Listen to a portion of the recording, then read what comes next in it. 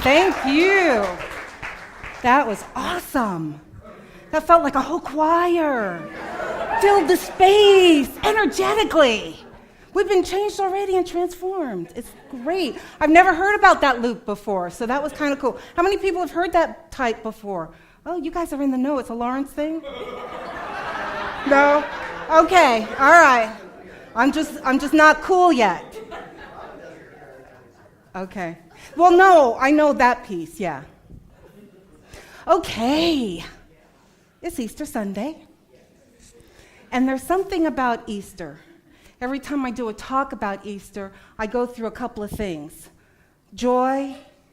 What? Hunting eggs. Yep, that's possible. But I go from joy to resentment whenever I'm doing it. Joy and resentment. And so for me, what happens is, I remember as a little kid, I loved Easter. We got new outfits, usually shoes went with it, maybe a little hat or a little handbag. You know, there was always Easter eggs, chocolate bunnies. I loved it. And then I hit tweens to teens. I didn't like it so much. Remember, my background is Catholicism. So we had to do the whole confirmation thing and learning about all the sacraments and whatever else. But there was this thing called Good Friday. And it was the Stations of the Cross. And I have to tell you, I would have panic, like almost full-blown panic attacks whenever it was the Stations of the Cross. It's amazing what we know that we don't know. But I knew that that was not truth for me. You know, and it was very difficult to say to them, your theology is freaking me out. You know? So then I left Catholicism, and then I was really ticked off about God and Jesus. And I would be like, look, I didn't ask you to sacrifice yourself for me. And if you give a gift, it's given. Don't be asking people to constantly, thank you, thank you, thank you. Right? So I've had some issues around Easter. But then I came to unity. And then I understood the difference.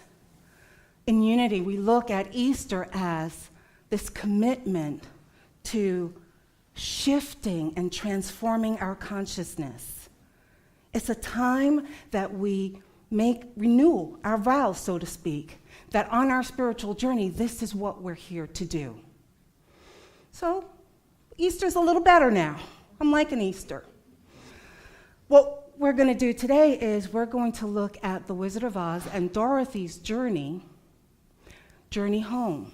Because it's really interesting. As much as people like and don't like Easter, most spiritual communities or churches, the attendance kind of gets heavier at Easter. Because there's this thing in us calling us home. It's calling us home. And so we'll look at Dorothy and see, well, how does she get home? What's her journey like? Because really, her journey is about finding her true self. And finding her true self may mean self-sacrifice or surrender. Maybe both. So this book I found, and I think it's such a treasure for me. It's called the Zen of Oz, the 10 Spiritual Lessons from Over the Rainbow. And it's written by Joey Green. And it's more on the Zen tip of spirituality, so I really enjoyed it. So I'm going to give you the first quote. It's a little long one, but it's really juicy. He writes this: "You are born with an inner spark. This inner spark gives you a potentially radiant character and the capability of knowing, loving, and spiritually communing with the creative intelligence of the universe. You are endowed with infinite potential for goodness and greatness. You have the free will to discover your inner spark and your cosmic purpose, or the free will to extinguish your inner spark." The ruby slippers actually represent the inner spark within us all. The inner spark within us all. How many of you coveted those ruby red slippers? I know I did. I wanted a pair. Thank you, Graham.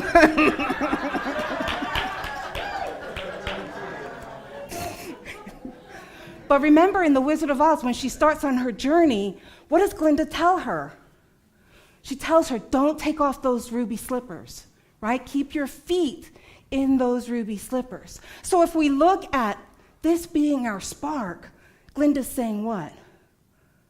Be true to your divine self. Be true to your passion. Be true to what makes you divine, right? So red slippers. And then, on the journey, she meets 3 characters. Those 3 characters, we start off with the Scarecrow. When she meets the Scarecrow, where's the Scarecrow? Right? He's hung up on that little thing that keeps the Scarecrow. See, I'm a city girl, so I don't know what the thing is called.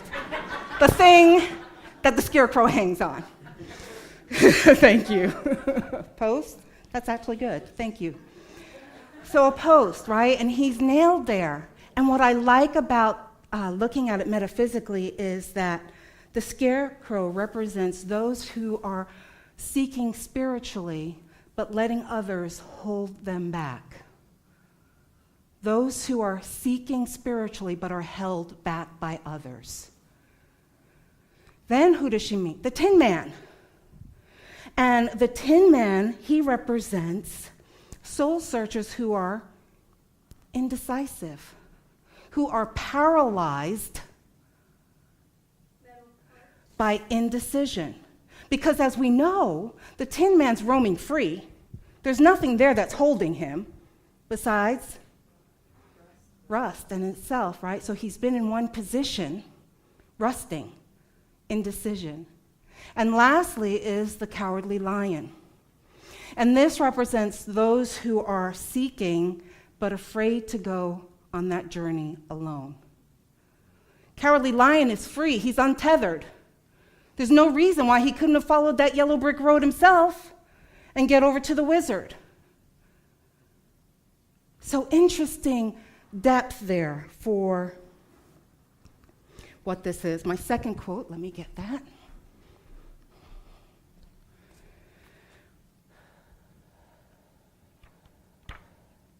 Your heart's desire is your destiny.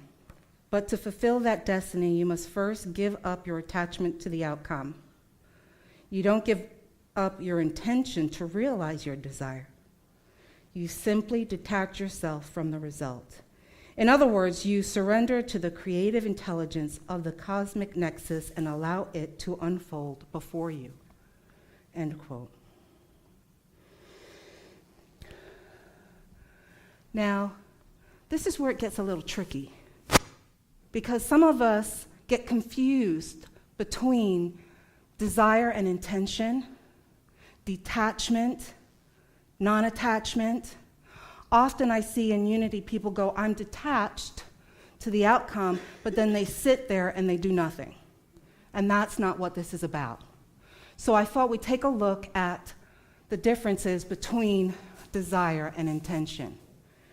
So with desire, something you really want, you're attached to the outcome. You're attached to what it looks like. Most of the time, we're obsessed about it. And in our story, do we see someone who's really obsessed? The Wizard of Oz, who's obsessed? The Wicked Witch. She's obsessed about having those ruby red slippers. And she does everything in her power. The evil witch, yes, she does. She tries to do everything in her power to get those ruby red slippers. So she's forcing this outcome. She is committed and attached to the outcome. Where, when you're looking at intention, there is no attachment to the outcome. There is no attachment to the outcome, and you're letting go, knowing that the universe is supporting you.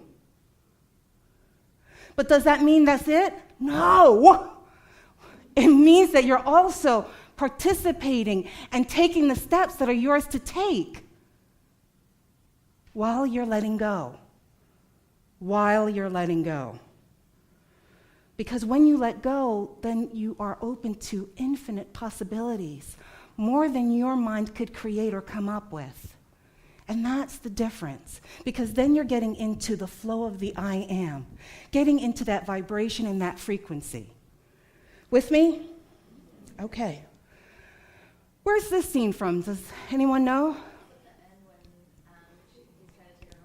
Yes, that's correct. It's at the end when the wizard is trying to take her home to Kansas. And what happens? The dog jumps out. Little Toto jumps out of the basket. And what does she do? Yes. They get out of the thing and then race to catch. You're correct, Emmett. They do get out. Dorothy gets out of the balloon and races to catch Toto. Now, if Dorothy was obsessed about getting home, what do you think Toto would be at this point? He'd be homeless, right? He'd be left there in the Oz place because she's obsessed. If she was obsessed about getting home, Toto wouldn't have mattered. But in her journey, she's come to the awareness that there are more possibilities. That if I'm to get home, I will get home, right? And she learns a valuable lesson throughout this. So I have another quote that I want to share with you. And it says, your true self, your spiritual essence, your inner spark, your intrinsic nature does not fear any challenge. It is completely fearless. It is neither inferior nor superior to anyone. Your true self is pure consciousness, unencumbered by insecurity, apprehension, external circumstances, or the need for approval or control. This pure consciousness can do anything. It is invincible. And you're like, oh, Sherrie, no, look at that. Dorothy came up against something tough. The witch. The witch. Yes, the witch. So when you're saying to me, Rev Sherrie, that's a pipe dream. Life isn't like that. Life has obstacles. Some people aren't nice. Well, I don't think Dorothy could have gotten anyone more tough than the wicked witch. But she overcame that because there was a lesson here. There's a lesson here. What do you think the lesson could be? The lesson is about detachment. Because when she started off on her journey, there was nothing else that she wanted more than to get home. That's what she wanted, more than anything else. And she was able to witness what obsession looks like. What obsession looks like. That's a powerful lesson that we all can learn here. Because I don't know about you, but I get attached to what things should look like and what the outcome should look like. And if the outcome is X, then I'm in the flow, I'm working my things, I'm visualizing, I'm manifesting. And if Y happens, what? Unless I trust that. Say it again. That is what I need to happen for my lessons, for the next thing for me to look at. We get so caught up in what is good, what is bad, what's acceptable, what's tragedy. So, I'm going to show you a video because I was like, I don't think Easter Sunday I can break that mold and tradition right now. I think I'd have a riot. So I have a little video for you to see. When you watch that video, I want you to pay attention to the symbolism. There's a lot of symbolism that's going on underneath, and for those of you who like to play chess, you're going to really chuckle at this and enjoy it.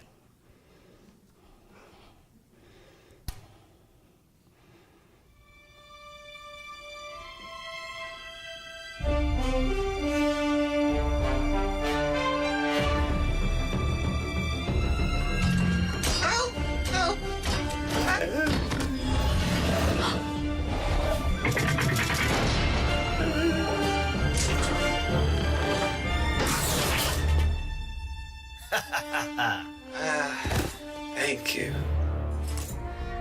Arrête, almost got you, huh? Let me help you up, monsieur. The rules! The rules! Don't break the rules! Sacrilege! The rules, the rules. Help! Help! I'm in check! Stand back, sir. I've got... You? Out of my way, knight. Elizabeth? Lance? I can't believe it's you. Bonjour. Hi.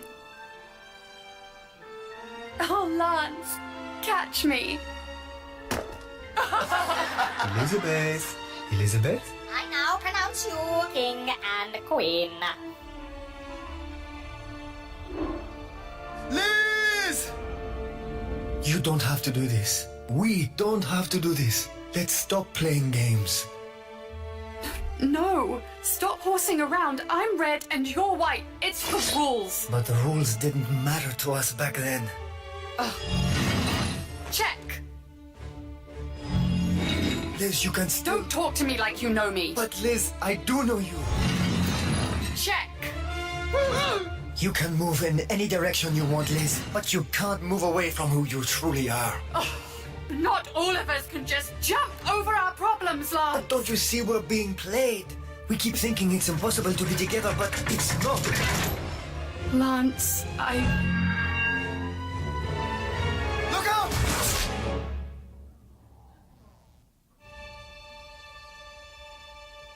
No! Liz. It's okay. But you broke the rules for me. Isn't it all just a game, anyway?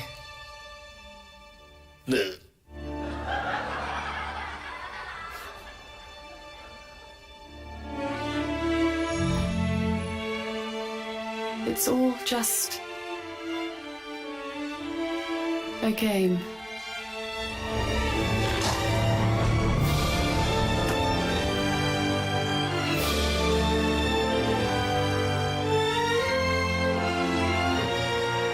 Sacrilege!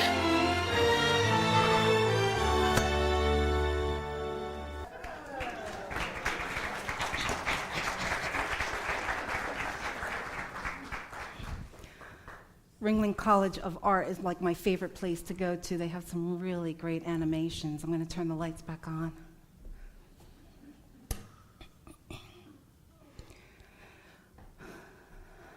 Lots of symbolism. What did you get out of it? Anything? Nothing? No one's going to talk to me now? Yes, break the rules. And it's just a game. We, say? Life is just a game. Okay, life is just a game. Yeah. The rules don't matter, Stephanie? That's right. Whose rules are they? Whose rules are they? So lots for you to ruminate over as you're looking at how do you do your journey? How do you walk your talk? What rules are you giving into that may not necessarily, yes, that may not necessarily support you. All right, so that's what we're doing here. We're unpacking. We're looking at what do we believe? What rules are we following? Whose journey is it? Where is our value? What's more important? Okay, so this last quote talks about Satori, which is an awakening in the Zen tradition. We often talk about, am I enlightened yet? When will I know I'm enlightened? Well, when you get there, let me know. But it's talking about this being an inward journey. And what I wish for you this Easter is the last piece of that quote. When you discover the true essence of your inner spark, when you embrace your spiritual nature, when you live in the here and now, when you are at home with yourself, the creative energy of the cosmic intelligence will flow abundantly and harmoniously, propelling you to fulfill your cosmic purpose easily and effortlessly. So this Easter, Celia, will you start coming up? This Easter, I ask you to look at how do you want to awaken? What's your journey? Life doesn't have to be hard, but it can be filled with lots of lessons learned, things to discover, ways to transform. So, look forward for Celia. Thank you very much. Happy Easter.